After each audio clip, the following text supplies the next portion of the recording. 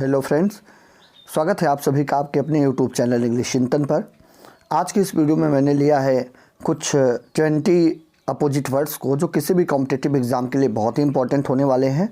अगर आप हमारे चैनल पर नए हैं तो चैनल को सब्सक्राइब करें और वीडियो पसंद आए तो लाइक और कमेंट ज़रूर करें। तो चलिए वीडियो को शुरू करते हैं। अब पहला प्रश्न देख पा रहे होंगे, आपको एक वर्ड मिल रहा है प्यारा सा फैक्ट। फैक्ट का मतलब होता है तथ्य जो सत्य हो। अब हमारे पास 4 ऑप्शन हैं। आप सभी लोग अपने माइंड से सोचें कि क्या कुछ हो सकता है इसका अपोजिट, फॉल्स, रियल, फिक्शन या इमेजिन। अगर आप देखेंगे तो जो फिक्शन है इसका मतलब होता है काल्पनिक कथाएं, कहानियाँ जो कल्पनाओं पर आधारित होती हैं, तो सही उत्तर इसका फिक्शन होगा। दूसरा प्रश्न लेते हैं। दूसरा प्रश्न है आपका हॉस्टिल लिखा हुआ है। आप सभी लोग समझते होंगे कि हॉस्टिल का मतलब होता क्या है। हॉस्टिल का मतलब होता है उग्र, जो दुष्ट प्रवृत्ति के लोग होते हैं उनको हॉस्टिल कहा जाता है। ऐसी कंडीशन में हेल्पफुल, ह्यूमन, काइंड या फ्रेंडली अगर चारों में से देखें तो काइंडली जो है इसका सबसे उचित ऑप्शन होगा।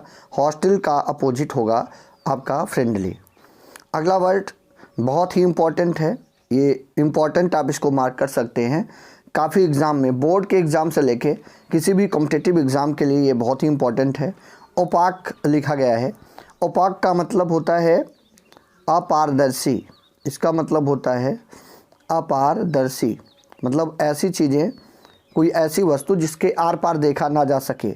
तो ओपाक का सॉलिड या आपका फ्रैजिल या आपका ट्रांसपेरेंट या आपका ट्रांसपेरेंट, क्या होगा इसका सही ऑप्शन? अगर आप देखें तो ट्रांसपेरेंट जो होगा यानी डी ऑप्शन जो होगा इसका सही ऑप्शन होगा। ट्रांसपेरेंट का मतलब होता है which can be seen through, जिसके आर पार देखा जा सकता है उसको ट्रांसपेरेंट कहा जाता है। अगला प्रश्न है कल्पेबल। अब ये कल्पेबल का मतलब होता क्या है? अगर कोई बंदा है, कोई व्यक्ति है और उसके ऊपर आरोप सिद्ध हो जाए, लाइक गिल्टी, तो उसे हम कल्पेबल कहते हैं।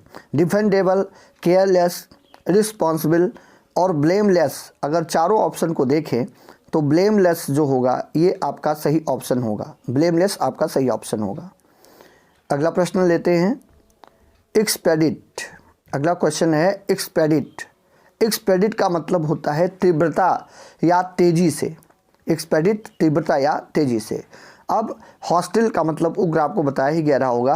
रिलक्टेंट भी इसका नहीं होगा, रेजिड भी नहीं होगा। डिले यानी डी ऑप्शन इसका सही होगा।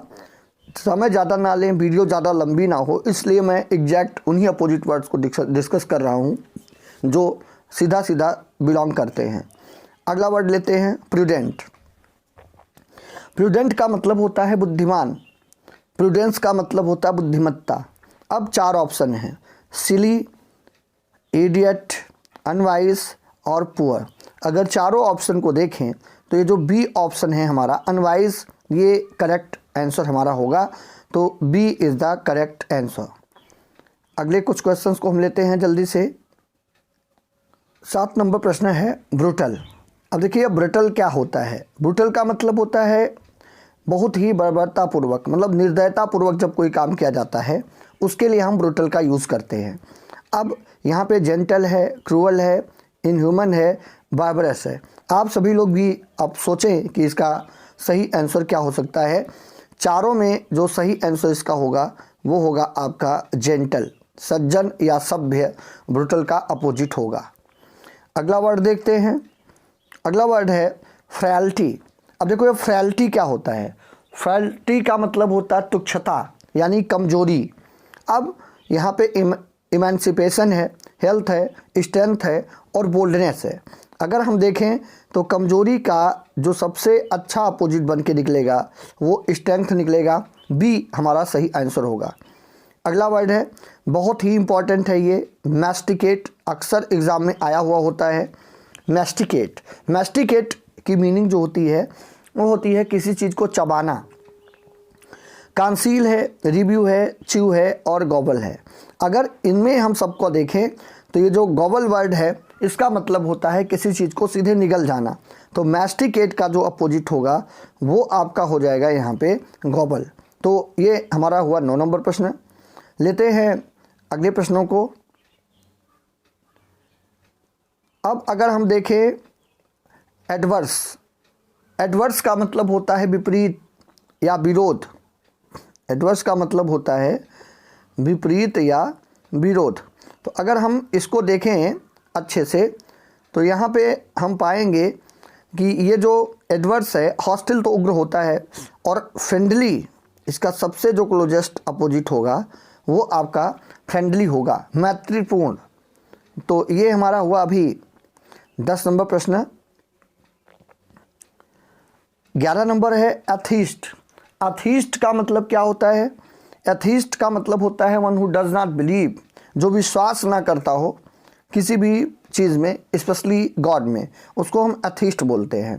अब इसका एक शुद्ध अपोजिट होता है थीस्ट, लेकिन कंफ्यूज करने के लिए इसमें कहीं भी थीस्ट नहीं दिया गया है। ऐसी कंडीशन में जो बिलीवर है, चारों ऑप्शन में से जो बिलीवर है वो इसका सही आंसर हो जाएगा। तो इसका सही उत्तर होगा बिलीवर। अगला देखें एम्बिगुअस, ये है आपका एम्बिगुअस। अब ये एम्बिगुअस की मीनिंग क्या होती है? इसका मतलब होता है अस्पष्ट, यानी इसका मतलब होता है अस्पष्ट, व्हिच इज नॉट क्लियर। तो अब वैग्यू या आपका सिंस्टर है या आपका ऑब्नक्सस है, इन चारों ऑप्शन में से जो सबसे अच्छा इसका अपोजिट बनेगा वो आपका क्लियर बनेगा। एम्बिगुअस का जो अपोजिट होगा वो क्लियर होगा। अगर इसका सिनोनिम हम देखते तो वैग्यू हो सकता था।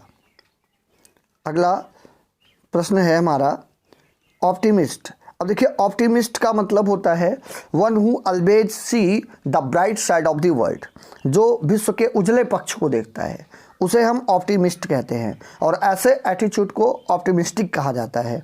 अब हमारे सारे काबिल साथी जानते होंगे कि ऑप्टिमिस्टिक जो है वो पेसिमिस्टिक के लगभग नज़दीक होता है। तो ऑप्टिमिस्ट का जो सही अपोजिट होगा वो क्या होगा? आपका पेसिमिस्ट होगा। ऑप्टिमिस्ट का मतलब आशावादी और पेसिमिस्ट का मतलब होता है निराशावादी। लेते हैं कुछ अगले प्रश्नों को। 14 नंबर प्रश्न है हमारा रिफ्लेजेंट। अब देखिए रिफ्लेजेंट का मतलब होता है तेज या कोई बहुत तेज चमकने वाली चीज़। शुद्ध और शुद्ध इसकी मीनिंग जानना चाहें तो इसका मतलब होता है दैदीप्यमान। इसका मतलब होता है दैदीप्यमान। अब ये जो रिफ्लेजेंट है इसका अपोजिट अगर हम देखें तो डिम जो होगा इसका सबसे शुद्ध अपोजिट होगा। डिम का मतलब होता है धुंधला और रिफ्लेजेंट का मतलब होता है दैदीप्यमान या काफ़ी तेज। अगला वर्ड है एसिडुअस। अब ये एसिडुअस की मीनिंग क्या होती है? एसिडुअस की मीनिंग होती है बहुत ही तैयार, मतलब हमेशा अलर्ट। अब यहाँ पे आप देखें तो इसमें जो एसिडुअस है इसका जो सबसे शुद्ध अपोजिट आपका बनेगा वो केयरलेस होगा, फ्रैंक नहीं होगा। फ्रैंक का मतलब तो होता है स्पष्ट वक्ता, कोर्टस का मतलब होता है सावधान उदार, और डिस्करेज का मतलब होता है हतोत्साहित हुआ। तो केयरलेस जो है एसिडुअस की सबसे एग्जैक्ट मीनिंग, अपोजिट मीनिंग होगी। अगला क्वेश्चन लेते हैं इनोसेंट। ये मुझे लगता है कि बहुत ही आसान सा एक प्रश्न है। इनोसेंट का मतलब होता है निर्दोष। अब इनोसेंट का अपोजिट ये आसान भी है और टीटी और सुपरटेट जैसे एग्जाम के लिए बहुत इंपॉर्टेंट वर्ड भी है। इनोसेंट का अपोजिट हो जाता है गिल्टी। इग्नोरेंट अज्ञान, क्लीवर चालाक, एक्टिव सक्रिय, ये इनोसेंट के अपोजिट वर्ड्स नहीं हो सकते। अगला वर्ड देखते हैं अगला जो शब्द है हमारा वो है लैकोनिक। बहुत ही इम्पॉर्टेंट वर्ड है, इसको आप नोट कर सकते हैं, लैकोनिक। अब ये लैकोनिक मतलब होता है सूक्ष्म या कम। लैकोनिक का मतलब होता है सूक्ष्म या कम। जैसे मान लीजिए अगर कोई बंदा है वो कम बोलता है तो उसके लिए हम लैकोनिक का यूज़ कर सकते हैं। इसका अपोजिट क्या होता है? टर्स, कर्ट या सगसस नहीं होगा। इसका जो अपोजिट बनता है वो बनता है लोकसस। ये लैकोनिक का अपोजिट बनेगा लोकसस। अब देखिए अगला वर्ड है आपका सैलो। सैलो का मतलब क्या होता है? उथला हुआ, मतलब जो बहुत गहरा ना हो उसको हम बोलते हैं सैलो। जिसको अवधि में छीछिल कहा जाता है, छीछिल। तो अब सैलो की अगर हम अपोजिट की बात करें तो यहाँ पे डीप जो है ये इसका शुद्ध अपोजिट हो जाएगा, गहरा, उथला का गहरा। अगला प्रश्न लेते हैं। अगला प्रश्न है हमारा बारेन। अब देखिए बारेन का मतलब क्या होता है, बंजर, ऐसी ज़मीन जो उपजाऊ नहीं होती उसको हम बारेन कहते हैं। अब बारेन के लिए अनडेट या अनई या रिफॉर्म नहीं होगा, ये जो आपका फर्टल है, फर्टल, ये पहला ऑप्शन आपका सही होगा। आपने इसी शब्द से एक शब्द सुना होगा फर्टिलाइज़र, वो भी इसी फर्टल शब्द से ही रिलेटेड है। अगला वर्ड है आपका रिजिड। रिजिड का मतलब होता है बहुत ज़्यादा कठोर। अब रिजिड के लिए क्या फ्रेजिल होगा, क्या फ्लेक्सिबल होगा, ट्रांजिएंट होगा या ऑल ऑफ दी अबव होगा। अगर चारों ऑप्शन को देखें तो सबसे जो सुटेबल आपका ऑप्शन होगा वो फ्लेक्सिबल होगा। फ्लेक्सिबल का मतलब होता है लचीला, और लचीला की जो अपोजिट मीनिंग होती है वो आपकी होगी रिजिड। तो आशा है कि आपको ये शब्द महत्वपूर्ण लगे होंगे और ये निश्चित रूप से आपके एग्ज़ाम में आएंगे। तो मिलते हैं जल्दी ही एक नई वीडियो के साथ। तब तक के लिए चैनल पर आने के लिए सभी को धन्यवाद। राम राम, जय हिंद।